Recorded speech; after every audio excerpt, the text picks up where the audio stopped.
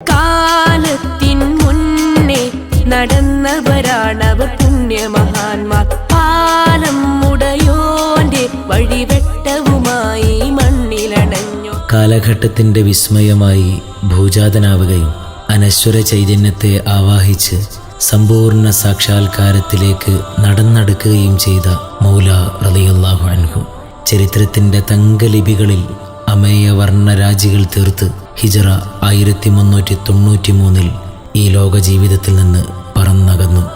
വെളിയങ്കോട് പാടത്തക്കായിൽ മക്ബറയിൽ മറവ് ചെയ്യപ്പെട്ടു.